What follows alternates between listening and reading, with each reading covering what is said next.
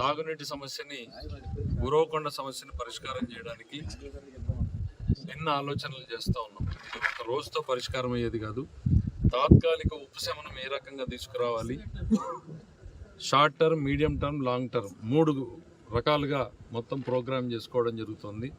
తక్షణం ఏం చేయాలి, మన ముందున్నటువంటి అదనపు మోటార్లు వేసుకుని ఉన్నటువంటి వ్యవస్థను మెరుగుపరుచుకుని నీటి సరఫరాను ఎట్లా మెరుగుపరచాలి అనేటువంటిది రాబోయేటువంటి 6 నెలలు సంవత్సరం కాలంలోగా ఏ రకమైనటువంటి ప్రాజెక్టులు టేకప్ చేసి నీటి సరఫరాను ఇంప్రూవ్ చేయాలి, శాశ్వతంగా పరిష్కారం చేయడానికి ఏం చేయాలని 3 రకాల ప్రణాళికలు ఏర్పాటు చేసుకుంటున్నాం. ఈ రోజు నుంచి పంపింగ్ స్టార్ట్ చేయడం జరిగింది.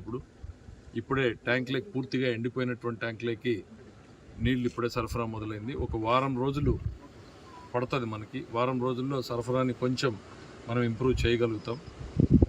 అయితే ఇది పూర్తి స్థాయి పరిష్కారం వారం రోజుల్లో వస్తుందని కాదు, నీటి సరఫరాను మెరుగు చేసేటువంటి పరిస్థితికి వస్తాం.